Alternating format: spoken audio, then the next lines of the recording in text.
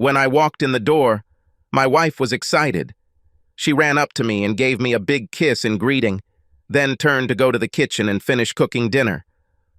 "I made your favorite dinner tonight. I have some big news and I thought we could celebrate." "That's great, honey," I answered. "I also have some important news. Maybe we can have a double celebration." It was Friday evening and the work week was over. While she finished in the kitchen, I went into the bedroom to take a shower and change into casual clothes. Since I didn't have to work tomorrow, I was looking forward to a long night of lovemaking with my wife. I had some important news that I'm sure will make her very excited. I was giddy with anticipation of hearing her news and then telling her mine. I'm Larry Dawes. My wife's name is Sheila. We have been married for 7 years and we are both 30 years old. I'm 6'2", weigh 210 pounds, give or take a pound or two, depending on the day, and am in pretty good shape. Although I am not a heartthrob, I have been told more than once that I look above average. I've also been told that I'm a little above average in size, if you know what I'm getting at. Sheila is 5 feet 6 inches tall and weighs about 110 pounds. She is also in very good shape. We both work out in the gym. She has long blonde hair, brown eyes, gorgeous breasts, and an amazing ass. I was pretty sure I knew what her news was. We recently started trying to grow our family. She stopped taking birth control pills a few months ago, and we've been having sex like rabbits ever since. Don't get me wrong, we weren't celibate before this.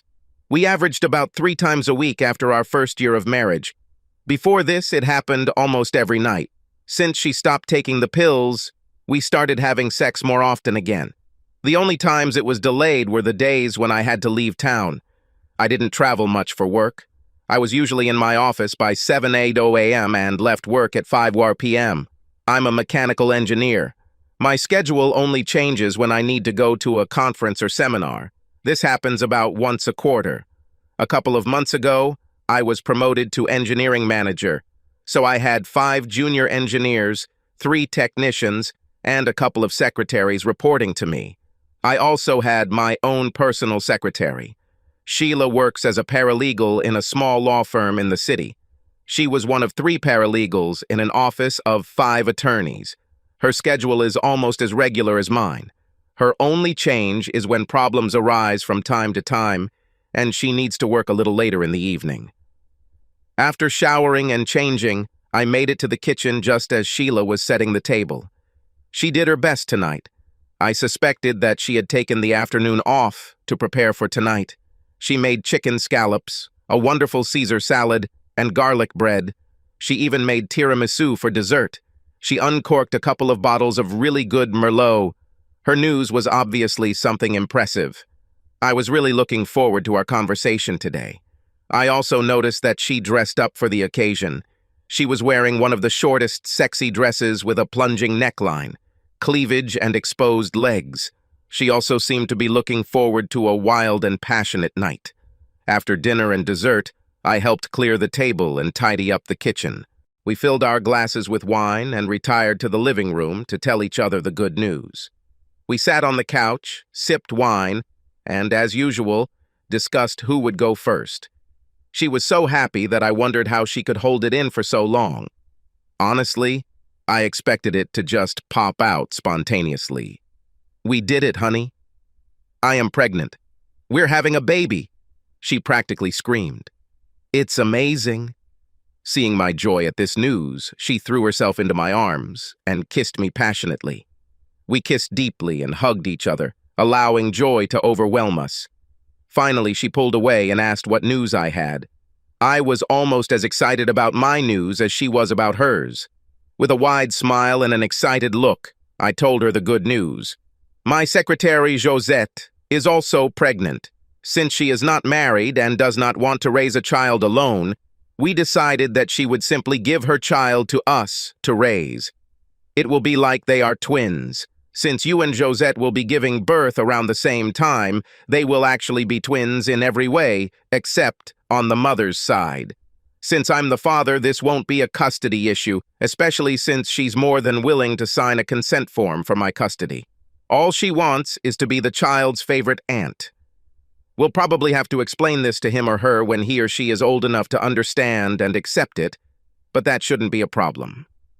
I happily explained this to my wife. Oddly enough, I noticed a rather serious lack of happiness on my wife's face at this news. In fact, she seemed angry. She just informed me that our family will be growing, and I just informed her that this increase will double. I believed that her happiness would also be doubled by my news. Instead, it seemed as if the happiness had not only completely evaporated, but had completely turned into extreme hostility. I was truly amazed. The look of extreme stress on her face made me pause to tell the rest of my news. Then I decided that she should know, and it would probably turn her from upset back to happy. Her first ultrasound also showed that she was having twins. While it's too early to determine the gender, there's a pretty good chance that at least one of them is a girl. Just think, you could have the little girl you've always dreamed of, and I could have the little boy.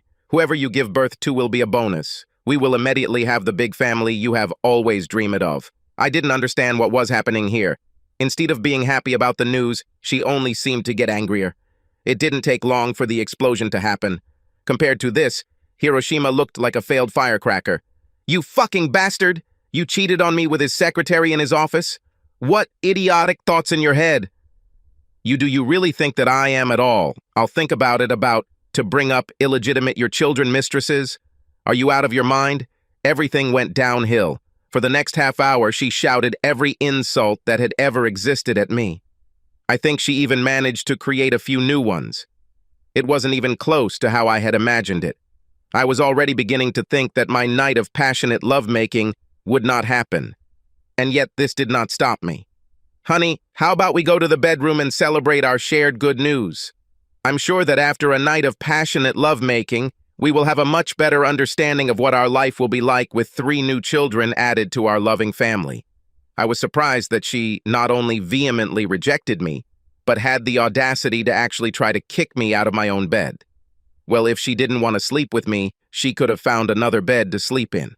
Finally, in a fit of rage, she grabbed the pillows and rushed to the spare bedroom.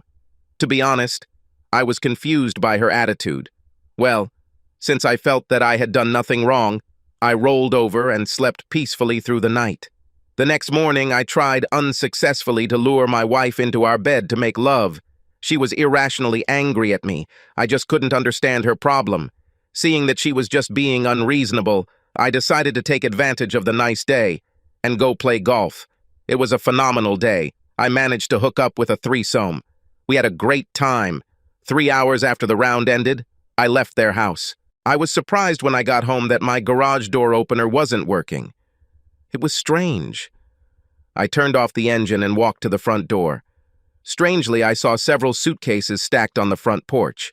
Not knowing what they were, I ignored them. When I grabbed the doorknob, I found that the front door was locked. However, this was not too surprising. What was strange was that my key didn't fit the locks. Taking a closer look at the locks, I noticed that they seemed completely new. Strangely, Sheila never mentioned that she needed new locks on her doors. Anyway, I was hot and tired and needed to get into the house, take a shower, and change clothes. Being the practical person I am, I simply took the saw out of the car and cut the door around the door handle and deadbolt. Once the doorknob and deadbolt were separated from the rest of the door swung freely. I made a mental note to go to Lowe's and buy a new front door. When I entered the house, Sheila began another tirade, like I was moving and my clothes were packed in suitcases outside. Hearing this, I went out and carried my suitcases back to my bedroom. When I opened the suitcases, I actually saw that they contained all my clothes.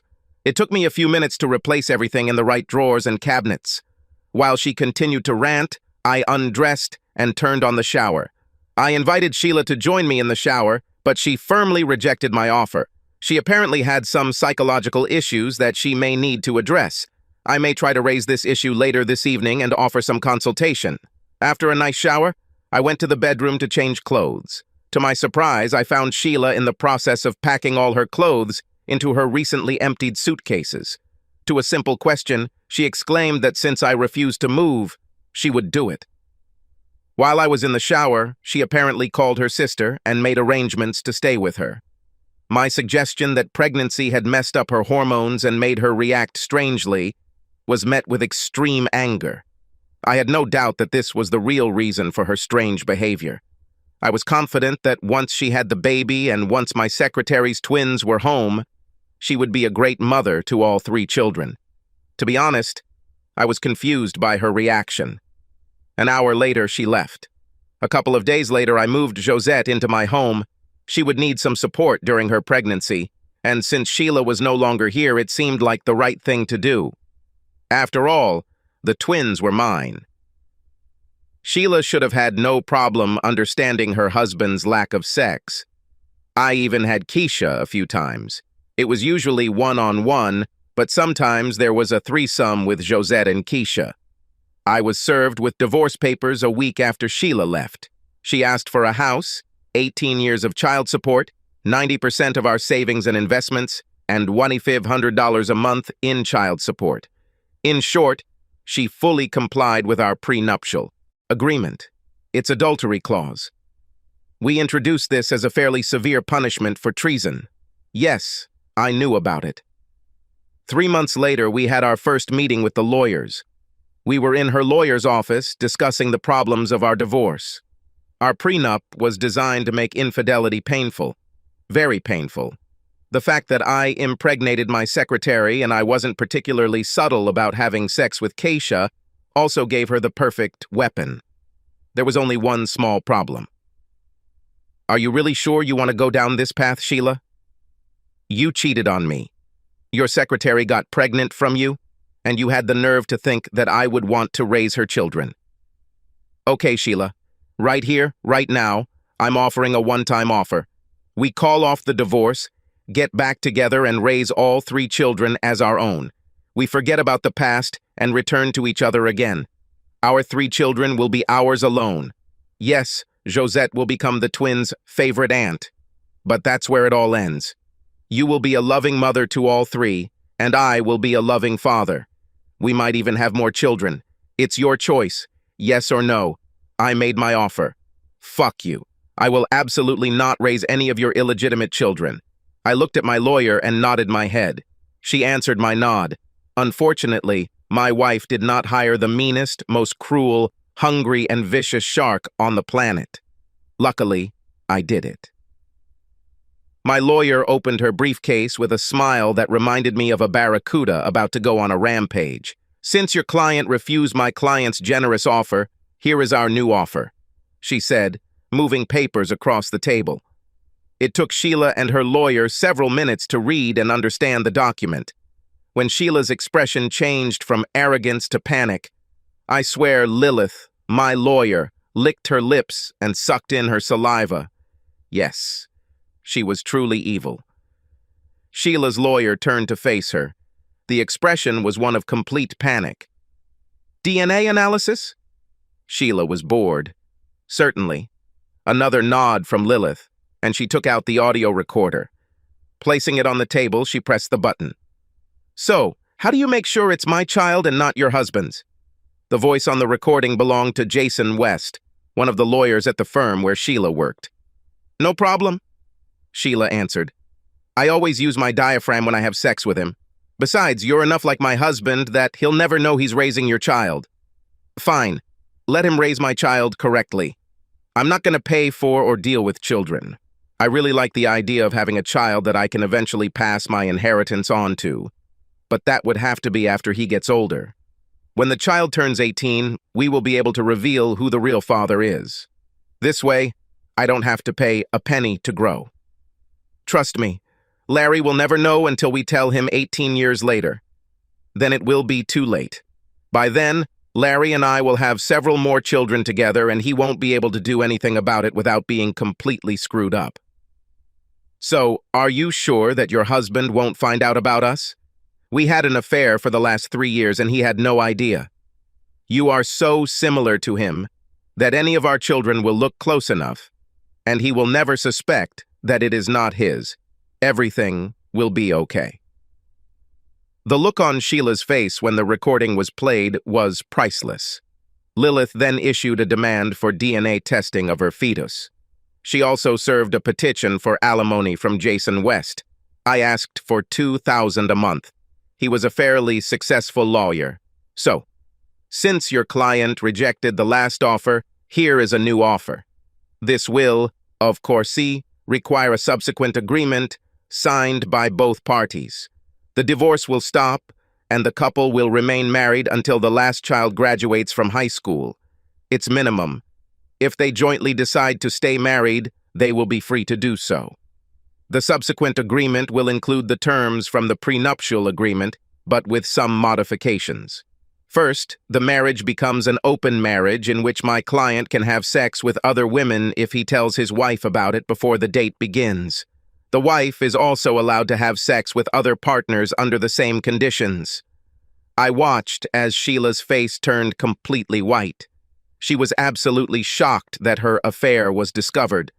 Lilith turned on her shark smile and continued, "If your client rejects this proposal, we are fully prepared to enforce the marriage contract on our part."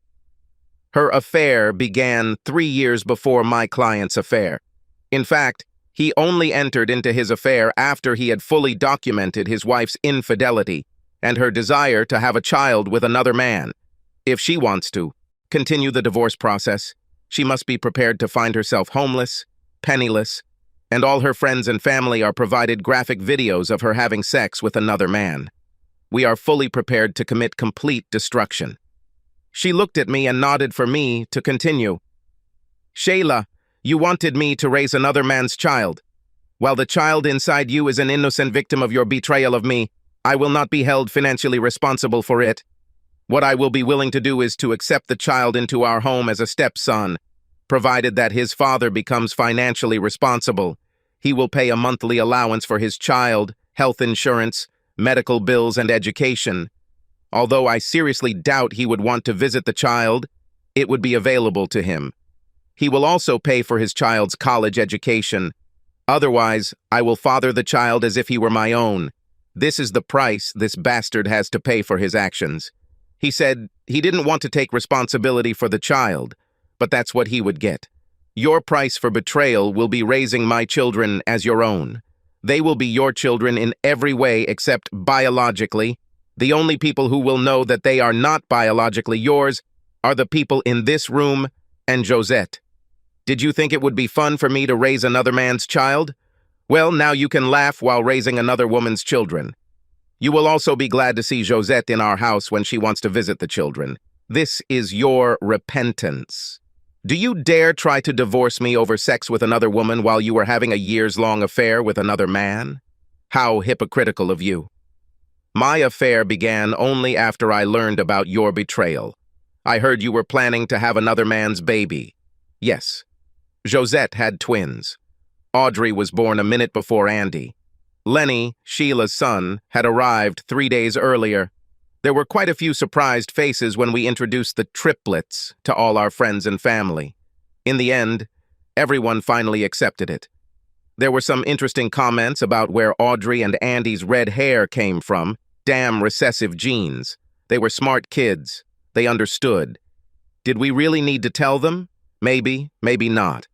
There are valid arguments on both sides. We decided they should know and told them. We also told Lenny that I was not his biological father. This was a little different. He had never met this asshole. This asshole tried to fight a paternity claim, but DNA is DNA. He tried not to pay, but judges get a little annoyed when you try to ignore their decisions. Judges also have what are called sheriff's deputies, who can visit people in their homes and offices. Oh, all this nonsense about open marriage? I patted Keisha a couple more times, and Josette and I continued our affair for about a year before she met Dan. As for Sheila, I'm pretty sure she never indulged her desires. However, I kept a close eye on her. After Josette and I ended our affair, I didn't do it again. I figured Sheila had learned her lesson, but I would start all over again if I discovered she was having another affair. As far as I could tell, she didn't, and I watched pretty closely. She also started trying to wear me down to death to make sure I wouldn't need anyone else but her. This worked both ways, too. Jason West disappeared shortly after Larry's 18th birthday, after he opened a college fund account for Lenny. We offered to visit him, but Jason didn't want to. There were rumors that he had moved to the East Coast. According to more reliable rumors, he was now about 5 miles east of the coast. Of course, this rumor was only known to a few select people. Yes, I was a patient person when it came to payback. He couldn't miss those child support and college fund payments. What about Sheila and me? What can I say? It's been 19 years since our little problem. I did my due diligence and found nothing. She has truly turned into a good wife and mother. I'm thinking about retiring early after the kids leave home. Some will say I'm a weakling for taking her back. Yes, I could burn it down, but what would that do for me? Who knows, maybe we will Josette could be together. That's a moot point. I had no problems raising another man's child. Of course, I was his father, but I look at it differently. Jason paid for his upbringing. I took the opportunity to make sure the child was raised properly and didn't become another asshole. I also forced my wife to raise another woman's children. It was a constant reminder to her that I slept with another woman and she got pregnant. She also knew that while her lover had to pay for his child, she was paying for Josette's children. My time with Sheila also ensured that our 3 children grew up in a loving home with both parents. This is much more important than what everyone else thinks about me. Subscribe to our channel so that your second chaff doesn't cheat on you, and go ahead and listen to the next story, because this story is nothing compared to the next one. If you're under 18, don't even think about listening to the next one.